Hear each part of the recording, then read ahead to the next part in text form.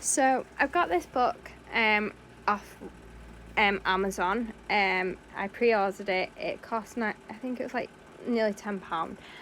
So I can't wait to read it. And the little backstory of this is that it's Daniel Greenway is a petty thief desperate to escape his life of crime and build a reputable life with his beautiful next door neighbour in the year 1997 in a small town called Mayfield.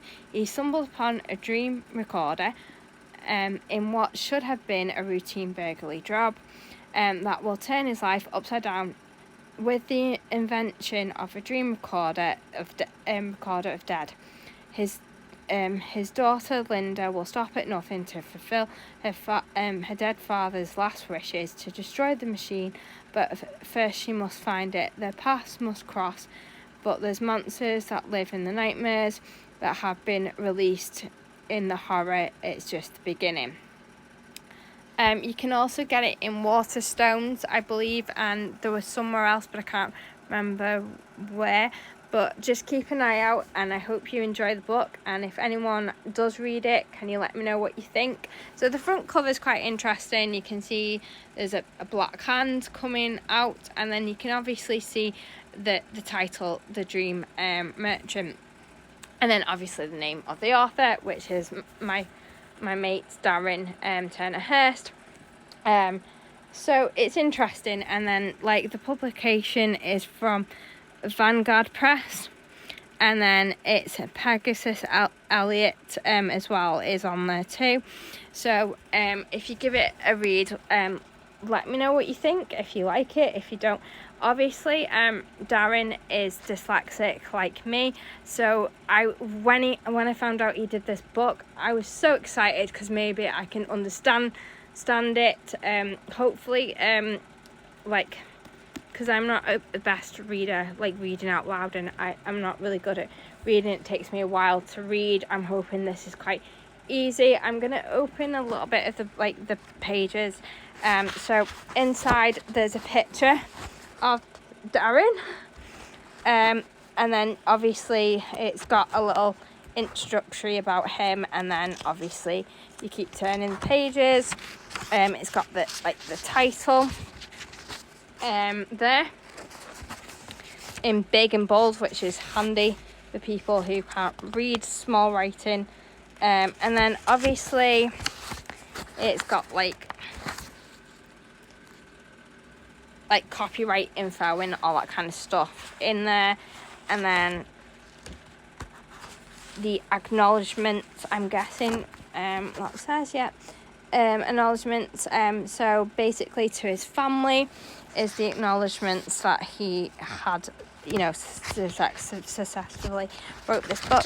And then you got chapter 1 there, and then you got a big M, which I kind of like when there's like big letters and stuff. And then it's got like at the bottom it's got the page numbers as well, which is quite interesting.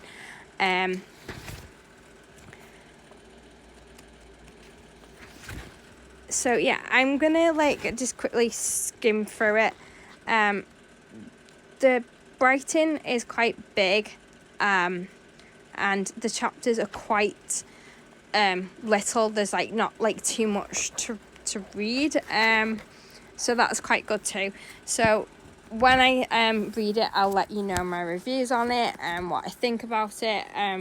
I do like the size of the book, and I do like the fact that there's some writing is bigger than the others, so it kind of sets the tone as well. We know it's going to be like a horror mystery, which is good. And then obviously it's interesting that he actually has it.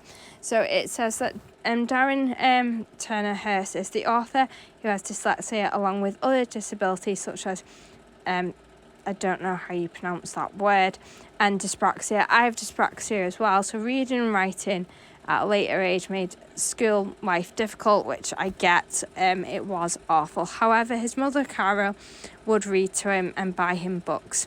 He started his love of literature throughout his life. He dreamt to be one day getting to write his own stories into the world. So that's really like good. Like, so it's basically saying that people with learning difficulties can write and read. It's just that we take longer to do it, and it's nice knowing that there's an author that's like me that has dyspraxia and dyslexia. It might have been dyscalculus, which I think is the math thing. I'm not good at maths either, but I didn't get diagnosed with it. I think I'm also I think I have ADHD, but I haven't got diagnosed with that either. But it's nice to finally find an author that is like me, that struggles to read and write and understand things. Like, when you read something, it's like, I don't understand that word, and then I have to look at the meaning up and stuff like that. So I might end up doing quite a lot on this book as well. But sometimes authors leave side notes, and I was trying to see if there was any side notes in the book to explain some things. I may have pronounced some words wrong, and some of them are like quite difficult. Like, I find that I struggle with bigger words than little words. Like, was it the that kind of stuff is easy to like spell, like cat, mat and stuff. But if you like merchant, I used to spell that wrong when I was a kid, because I got the like this, I thought it was an S, not a C, because sh and ch sounded similar to me as a kid, so I used to spell it completely wrong as a child, and I mix up my E's and A's sometimes as well. So it's like awful when you can't spell and you feel like you're stupid because you can't spell. But it's amazing. I'm glad that Darren's done this, and I hope there'll be more stories that he writes, or if there's going to be more dream merchants, like, you know, of the different characters or whatever he may decide to do. I'm not like telling him what to do, obviously, because he's the writer, it's his vision. I hope he brings out more books, because I'll be looking forward to reading them, especially because, like I said, he has dyspraxia and dyslexia like me, and it's nice to know there's someone out there that like can do it, and not feel like, oh, I feel stupid, I can't spell something. But obviously nowadays you can like look online how to spell things too, or you can get someone to proofread it and say, oh, you spelt this wrong, this is how you spell it, and show you how to spell it and how to break it up as well. Is quite a good way to do it too. Like, my mum used to try and break big words up to help me to spell it or to remember how to say it, because I did, like I said, it's hard, and I hated in class when they try to make you read out loud, because it's like, I don't want to, because I was worried that like people were going to pick on me because I can't say word and stuff like that. But well done, Darren. Good luck in the future. I can't wait to read this. I'll let you know what I think of it as soon as I possibly can, and I hope other people like it, and I hope everyone reads this. I'm like really promoting this. Get it on Amazon, Waterstones, wherever you can find it. It's definitely a nice cover. Like I said, it feels really nice. It's like kind of glossy. It's very like dark toned. So if anyone, like, I don't know if you can get a Braille copy if someone's blind. That's another thing that maybe Darren should look into as well in the future, to get Braille books for partially impaired or blind people, so they could read his books too.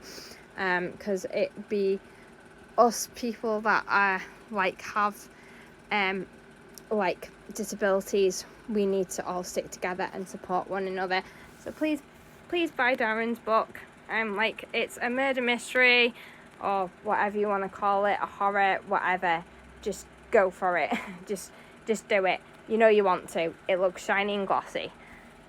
Like, please buy his book. And then obviously comment, let me know what you think, if you liked it, if you didn't. I mean, obviously don't hurt his feelings because it's his first book. I know some people can be quite critical, but please don't. Just read it. Remember, he's dyslexic. Remember, he's human, and he deserves a much appreciated and love for his literature as well. So please buy it. I can't wait to read it, like I said, and I'll let everyone know what I think and the reviews and everything. Just try it.